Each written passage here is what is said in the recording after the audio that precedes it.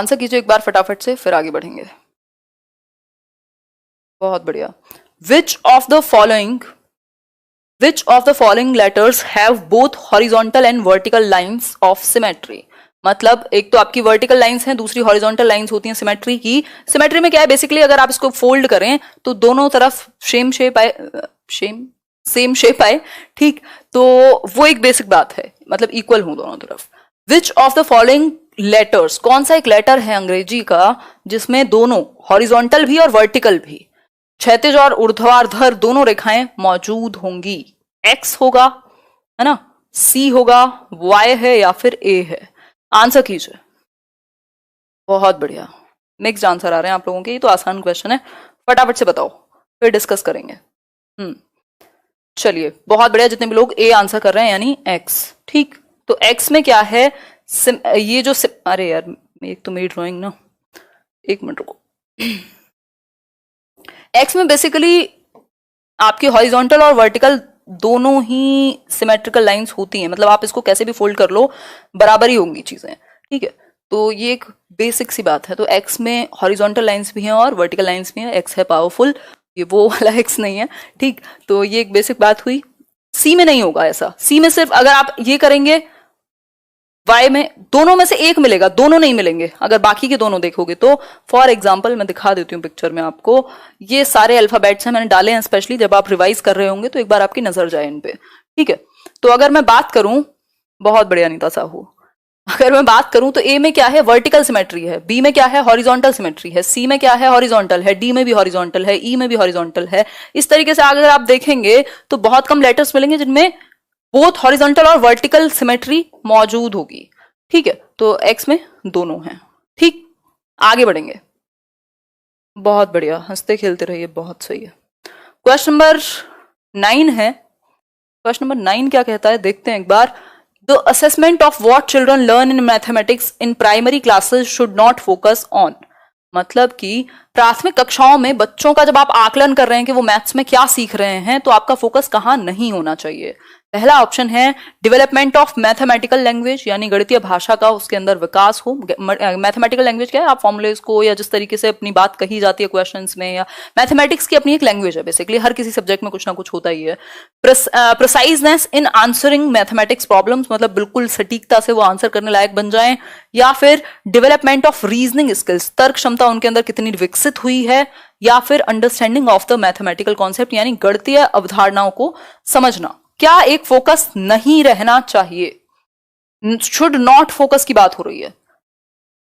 सही है, ये लॉकडाउन खुले तो हम अपनी स्क्रीन ठीक करें। बताओ एक बार। 9th का बी आप लोग आंसर कर रहे हैं, बहुत बढ़िया। बी मतलब preciseness in answering mathematical problems, exactly. गणित की समस्याओं के उत्तर में पूर्वता नहीं कहेंगे इसको, सटीकता लिख लेना। मतलब क्या है इसका कि हमेशा आंसर सही हो बच्चे के, बिल्कुल एग्जैक्ट आंसर निकाल के वो ले आए, चाहे बीच में कुछ भी उसने खेला हो, कुछ भी किया हो, बट वो आंसर निकाल करके हमेशा सही ले आए, ठीक। तो ये जरूरी नहीं होता। आप जानते हैं मैथ्स में, जब आप भी छोटे होंगे, मैं भी रही होंगी, हमें स्टेप्स तक के नंबर मिल जाते हैं, है ना। तो वो क्या है कि आपने रीजनिंग कितनी सीखी, आपने थॉट क्या अप्लाई किया उसमें, आपको वो कितना समझ आया, ये मैटर करेगा।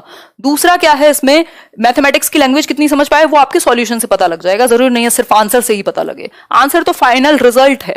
रीजनिंग स्किल्स ऑब्वियसली बहुत मैटर करेंगी, और दूसरा है आपके मैथमेटिकल कॉन्सेप्ट्स को समझना। लेकिन प्राइमरी लेवल पर जब आप आकलन कर रहे हैं बच्चे का, तो मुख्य उद्देश्य ये नहीं होना चाहिए कि आप ये देखें कि आंसर हमेशा सही है कि नहीं है। और प्राइमरी लेवल पर लगभग हर सब्जेक्ट में ये चीज मैटर करती है, एक्सप्रेशन को हम ज्यादा इंपॉर्टेंट देते हैं।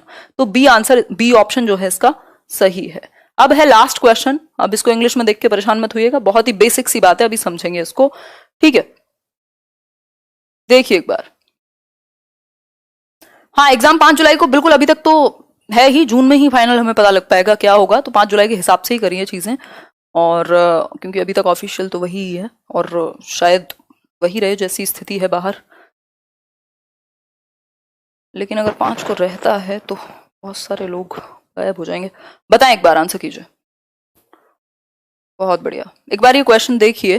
देखो क्वेश्चन में क्या है समझिए। A child subtracted 2 numbers as shown below, मतलब कि घटा दिए, 2 नंबर्स को घटाने के लिए कहा था और उसने ये किया एक बच्चे ने, मतलब 83 में से 83 में से आउट ऑफ 27 को सब्ट्रैक्ट करना था आउट ऑफ 83।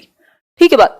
तो अब इस केस में क्या करना था उसको, यहां जो हम कहते थे हिंदी में कैरी करना था या तो हासिल लेना था, लेकिन बच्चे ने क्या किया, यहां तो ठीक किया, 8 में से 2 घटा दिए, 6 बच गए, लेकिन ये क्या किया, यहां पर गड़बड़ कर दी, 7 में से 3 को कर दिया और 4 आ गया, जो कि पॉसिबल नहीं है। इसका मतलब क्या है, वो पहले यहां जाता ही नहीं अगर उसे प्लेस वैल्यू और फेस वैल्यू का थोड़ी बहुत भी नॉलेज होती, स्पेशली प्लेस वैल्यू की। फेस वैल्यू की तो है, तभी उसने 8 में से 2 घटा करके 6 रख दिया, तो इसका मतलब क्या है, उसको प्लेस वैल्यू में कहीं ना कहीं प्रॉब्लम है। तो बाकी के आंसर फिर बेमाने हो जाएंगे। यहां अगर मैं बात करूं, the child has misconceptions about place value in the process of subtraction, यानी घटाने की जो प्रक्रिया है उसमें उसको मिसकॉन्सेप्शन है, प्रॉब्लम है प्लेस वैल्यू के बारे में। प्लेस वैल्यू होती थी ना हमारी इकाई, दहाई, सैकड़ा वाली, उसको भी डिस्कस करेंगे। इसके अलावा अगर मैं बात करूं, बाकी ऑप्शंस भी देख ही लेते हैं। The child does not know how to subtract, ऐसा नहीं है, उसको कुछ आइडिया तो है, अदरवाइज वो इतना भी नहीं करता, है ना। तो ये तो गलत हो गया, ये हमारी अजम्पशन हो जाएगी और अजम्पशन पे हम काम नहीं करेंगे। फिर है इसके अलावा, the child knows the process of subtraction of 2 digit numbers, अगर जानता तो क्या क्या होता, फिर तो गलत नहीं होता। तो यहां भी बिल्कुल पूरी तरीके से एक्यूरेट नहीं है ये बात। It is a mistake and it can be rectified by repeated practice. अब अगर उसको नॉलेज ही नहीं है किसी एक कॉन्सेप्ट की, या वो कहीं लैक करता है, तो जब तक आप उसको ठीक नहीं करेंगे तो अपने आप नहीं होगा। लैंग्वेज नहीं है ना कि अपने आप ऑब्जर्व करके प्रोनाउंसिएशन ठीक कर लेगा, मैथ्स है।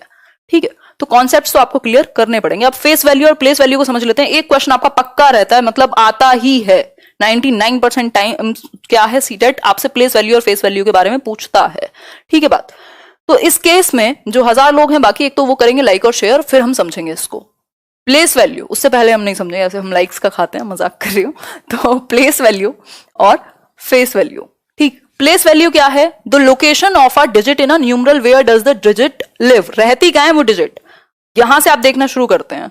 ठीक, फेस वैल्यू में क्या है, the value of a digit in a numeral, how much is the digit worth, मतलब उसकी फेस वैल्यू है क्या, अगर 5 लिखा है तो 5 की बराबर वैल्यू 5 के बराबर ही होगी या किसी और चीज के बराबर होगी, तो ये फेस वैल्यू होगी। जैसे एक नंबर है 2 5 4 8 6, ठीक, 2 5 4 8 6, क्लियर हुई बात। फेस वैल्यू क्या है इसकी, 5 है। अगर हम 5 की फेस वैल्यू पूछें तो 5 की फेस वैल्यू वही होगी, जो नंबर है उसकी फेस वैल्यू सेम रहेगी, लेकिन प्लेस वैल्यू में चेंज हमेशा आएगा। क्यों, क्योंकि प्लेस वैल्यू आप ऐसे देखते हैं, वंस, टेंस, 100, 1000, मतलब इकाई, दहाई, सैकड़ा, लाख, फिर वो पूरा, मतलब इकाई, दहाई, सैकड़ा, 1000, 10,000, लाख, है ना। तो हिंदी में ये कॉन्सेप्ट रहेगा। तो इस केस में अगर आप देखें और इस 5 की अगर आपसे प्लेस वैल्यू पूछ ले तो आप देखेंगे ये इकाई, दहाई, सैकड़ा, मतलब वंस, टेंस और 100। फिर उसके बाद क्या करेंगे आप, सिंपल जो इसमें हुआ है तो आपको पता चल जाएगा प्लेस वैल्यू की हालत। ठीक है, कि 1000 प्लेस पर है ये, तो ये बेसिक बात है, इसको आप जरूर ध्यान में रखेंगे। ये उन लोगों के लिए था जो लोग बहुत ज्यादा, जिनको दिक्कत रहती है, अदरवाइज तो ये बेसिक चीज है, आप सभी को बेहतर पता होगी। ठीक है बात। तो ये एक बेसिक बात हुई। एक ये भी आप एग्जांपल देख सकते हैं, अगर और कंफ्यूजन हो तो 3 की फेस वैल्यू क्या है, 3 ही रहेगी, 7 की फेस वैल्यू 7 है, 0 की 0 है, लेकिन प्लेस वैल्यू अगर आप देखने लगे तो ये 1 प्लेस पर है तो 2 ही है। 0 अगर 10th प्लेस पर है, अगर 10 से मल्टीप्लाई कर दोगे तो 0 ही बचेगा। ठीक, तो ये एक चार्ट है जिसके थ्रू आप ये चीजें क्लियर कर सकते हैं। तो ये एक छोटा सा मेरा योगदान था इन कुछ क्वेश्चंस में जो आपसे जनरली पूछे जाते हैं, जिनको डर रहता है मैथ्स में या उनको लगता है पेडागोजी कैसे डील करें, ये वो क्वेश्चंस थे जो कॉमन हैं, और ये 100 के 100 क्वेश्चन मेरे फोकस ऐसा ही रहेगा। लेकिन आज वाले क्वेश्चंस ऐसे थे जिनकी अगर आप लैंग्वेज समझ लें और आपका थोड़ा सा पेडागोजी स्ट्रांग है तो आप आसानी से इनको